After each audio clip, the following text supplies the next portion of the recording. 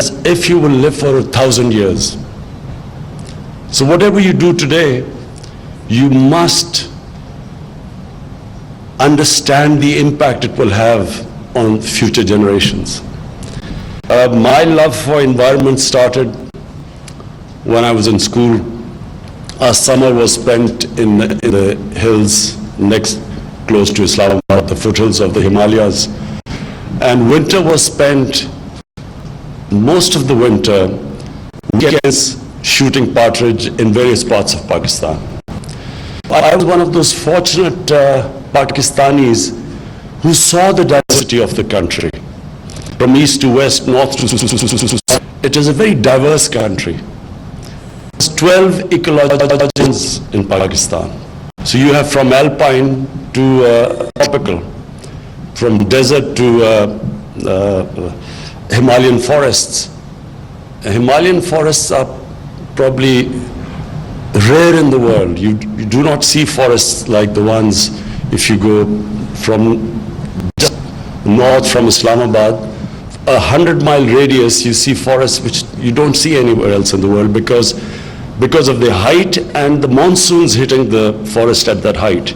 So it produces this ecology, the wildlife, bird life, which you don't see anywhere else. But most Pakistanis never saw this. Most of people I grew up live in cities and stayed in cities. So they didn't really understand the beauty of Pakistan. And so then I got involved in professional sports, so I was cut off for a while. But when I wrote this book about 30 years back, it was when I cut down on my cricket and again started visiting the northern areas, which are my favorite place in the whole world. I began to realize the disaster that was taking place in Pakistan. When I was born, the population of Pakistan was 40 million, just under 40 million. Today it is 220 million. So you'd see the caption in the book, which I said, the dwindling wildlife and forests of Pakistan.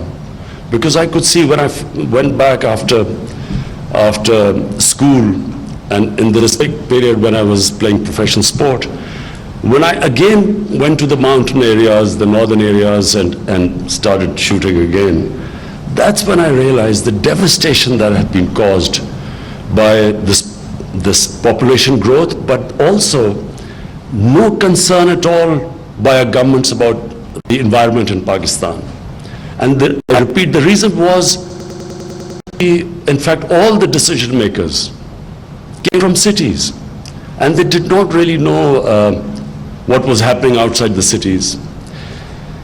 So I pledged that if ever I got into power, this would become my priority, that we must protect the great God-given beauty of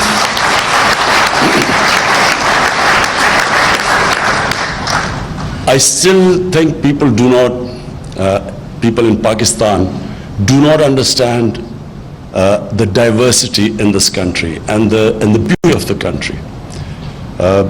Because most of the people live in cities, and I mean influential people, opinion makers.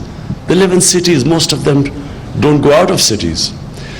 So when my government came in power in 2013 in Khyber Pakhtunkhwa, we started this Billion Tree Tsunami, and that was the first time any government had done anything about environment in Pakistan. And people were skeptical. No one thought it would happen. But we had a dedicated team, passionate people. And the magic formula of success, we involved the local communities, young people, women. So this is formula. When people become stakeholders, people living in those areas, that's how you succeed. And when they see the benefits of protecting the environment. So when we won the general elections, we have this very ambitious plan of 10 billion trees. 10 billion trees means involving the whole country, and especially the young people. The first year has been just planning it, just as it was in Khyber Pakhtunkhwa. Our first year was basically getting the infrastructure, the nurseries, people involved, and then started the plantation. So now this year is the year when we will start a massive program all over Pakistan. What is important? And I'm talking about Pakistan, of course. IUCN talks about Asia, the whole world.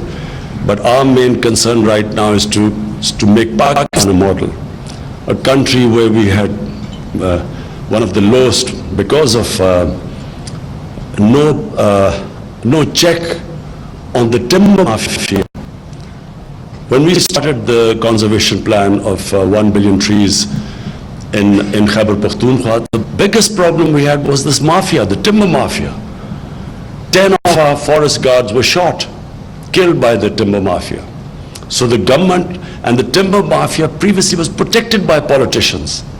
That's why they were powerful.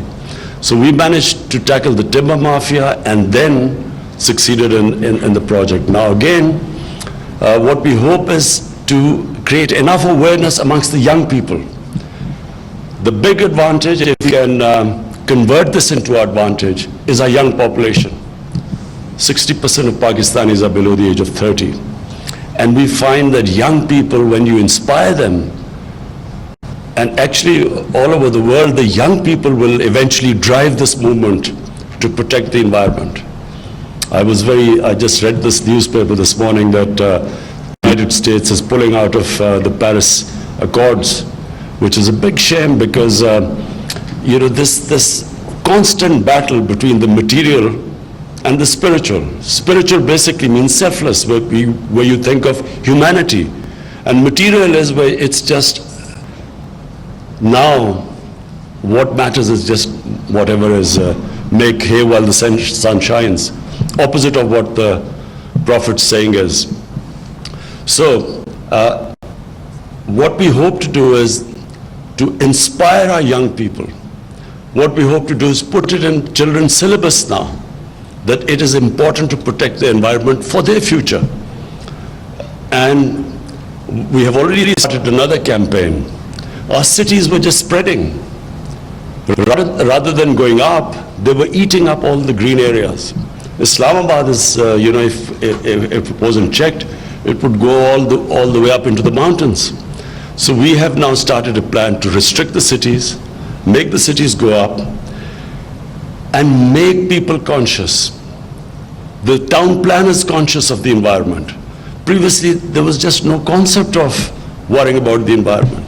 Waste disposal, cleaning up our rivers, cleaning up air pollution. What we are seeing in New Delhi now is frightening. I mean, I remember going to in the 70s, Delhi was one of the cleanest cities. And now I was watching on television what is going on, and similar thing is happening in Lahore. Lahore is one of the most polluted cities. I grew up in Lahore, and you could drink the tap water. It was one of the sweetest water to drink. Now Lahore is just this huge city, unplanned. And we discovered that in 10 years, they had cut off 70% of the trees in Lahore. The Lahore tree cover went down by 70%. And that is one of the main reasons why pollution has also gone up. So, to conclude, I admire what IUCN does. I always think that people who worry about the environment are great human beings. I consider them spiritual because all religions talk about being selfless and thinking about others. And on the other hand, the material God only thinks of themselves, the selfish people who actually do not worry about the impact of what the actions are doing on other human beings. And I admire IUCN. That's why I always admired Aban, because when she used to talk about environment, people would laugh at her. I remember in the 90s when people used to talk about global warming, people would think them lunatics.